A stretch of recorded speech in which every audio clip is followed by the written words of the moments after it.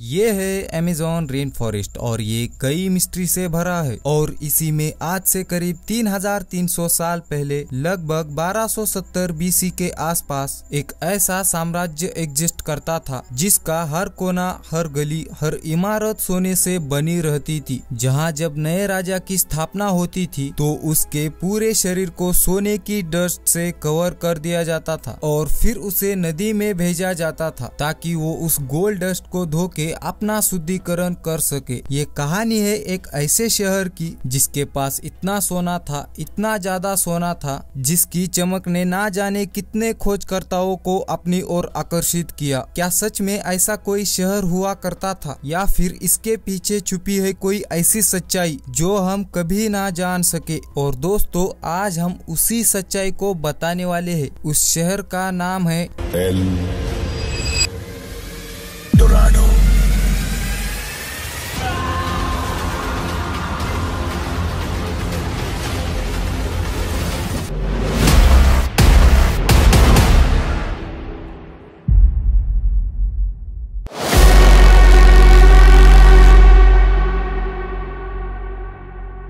दोस्तों, इस कहानी की शुरुआत होती है आज से करीब 3300 साल पहले, लगभग 1270 बीसी के आसपास, जब साउथ अमेरिका के हाईलैंड्स जैसे कि क्विंडिनामार्का एंड बोयाका में कुछ इंडिजिनियस सिविलाइजेशन रहा करती थी। इन जनजातियों को आज की डेट में मुइस्का के नाम से जाना जाता है। यह ट्राइब्स कोलंबिया के नॉर्थ ईस्ट हिस्से में स्थित थी। इन्होंने अपनी शानदार सोने की कला से एक विशेष पहचान बनाई थी। उनकी उत्कृष्ट सोने की कलाकृतियां उनको कई आगे तक लेके जाती है। मतलब एडवांसमेंट्स के मामले में ये ट्राइब्स माया, इनका और एज़्टेक सिविलाइजेशन के बराबर ही पाई जाती थी। अब ह्यूमन हिस्ट्री के सबसे एडवांस सिविलाइजेशन में गिने जाने के बावजूद हम मायन और एज़्टेक सिविलाइजेशंस के बारे में इतना कुछ नहीं जानते। कई सदियों तक तो लोगों को इनके एग्जिस्टेंस के बारे में भी नहीं पता था और हम आज भी इनके बारे में 90% चीजें नहीं जानते। हालांकि ये हिडन ट्राइब दुनिया के सामने तब आई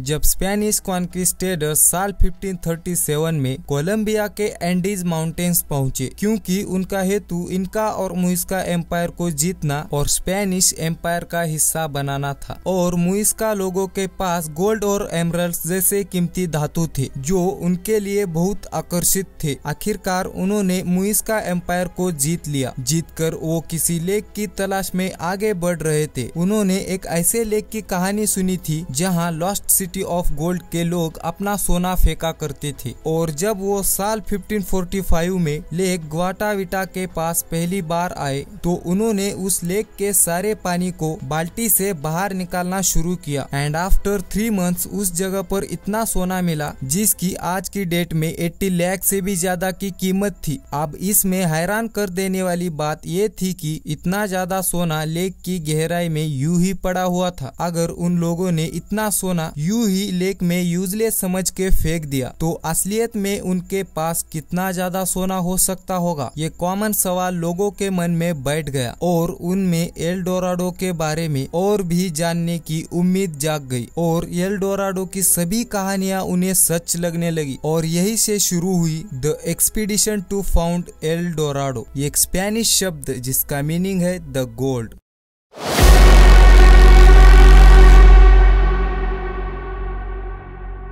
लेक ग्वाटाविटा के मिलने से पहले भी एल डोराडो की कहानियां और किस्सों की बाढ़ आई हुई थी और इसी बाढ़ को सुनामी बनाने का काम हुआ साल 1535 में। एक स्पेनिश राइटर्स गोंजालो फर्नांडेज दे ओविएदो वाई वाल्देज, इन्होंने इस लॉस्ट सिटी के केस को काफी एग्जैजरेट कर दिया था। हिस्टोरिया जनरल वाई नेचुरल दे लास इंडियाज नाम की अपनी किताब में उन्होंने लिखा था कि इस सेरेमनी के दौरान रूलर्स अपने पूरे शरीर को गोल्डन डस्ट से कवर करके ऐसे चलते थे कि मानो वो गोल्ड नहीं बल्कि नमक लगा के चल रहे हो। और इतना ही नहीं, उस जगह के लोगों के लिए गोल्ड इतना कॉमन था कि सोना पहन के चलना उस मुखिया के लिए बहुत ही शर्म की बात थी। और सबसे मजे की बात तो ये है कि ऐसा कुछ भी नहीं है जो गोंजालेज की कही हुई बात को सपोर्ट करे और कभी खुद से भी गोंजालेज ने उन लोगों को नहीं देखा था। हालांकि स्पेनिश रूलर्स का इंटरेस्ट इस जगह को लेकर साल 1535 1925 से भी पहले से जगा हुआ था। उन्होंने हमेशा से सुना था कि साउथ अमेरिका के जंगलों के बीच ऐसे कुछ इलाके हैं जो एक्सट्रीमली वेल्दी है, जिन्हें पहले तो अफवाहों की तरह ही देखा जाता था। लेकिन जब साल 1531 में स्पेनिश कॉन्क्विस्टेडर फ्रांसिस्को पिज़ारो ने इनका एम्पायर को कॉन्कर किया, तो स्पेनिश लोगों को एहसास हुआ कि शायद उन्होंने जो सुना है वो अफवाहें नहीं है। और फिर साल 1531 से 1538 के बीच जर्मन कॉन्क्विस्टेडर्स निकोलस फेडरमैन और जॉर्ज वॉन स्पियर ने अलग अलग जगह एल डोराडो की खोज की, लेकिन मिला तो उन्हें कुछ भी नहीं। उसके बावजूद भी उनकी उम्मीदें नहीं टूटी। साल 1541 में फिलिप वॉन ह्यूटेन ने करीब 600 सैनिकों के साथ एल डोराडो की खोज शुरू की, मगर सालों तक भटकते रहने के बाद बुखार और भूख की वजह से 40 लोग ही सरवाइव कर पाए। अब हार मानकर ह्यूटेन जब 40 लोगों के साथ कोरो पहुंचे,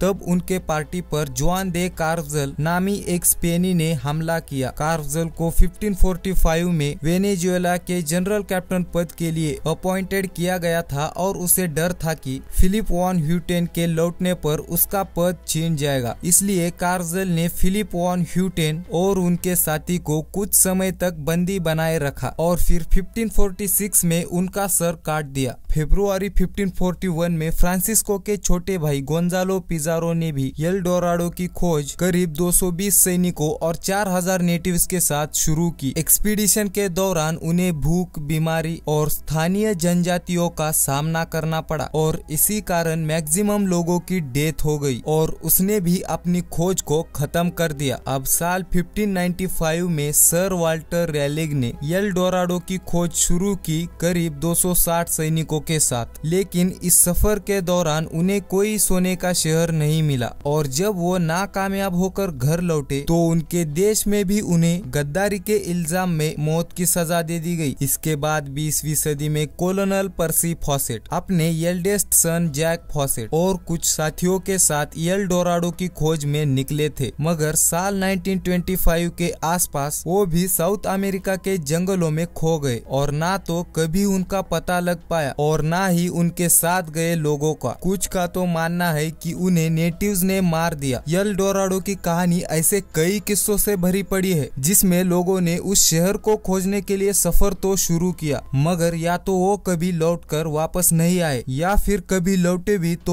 उनको उनके ही देश ने गद्दार साबित किया और उन्हें मार दिया गया। लोग सोने की लालच में बार बार ऐसे सोने की तरफ खींचे चले जाते हैं जो सच में कभी एग्जिस्ट भी नहीं करता था और यही है एल डोराडो का सबसे बड़ा खुलासा।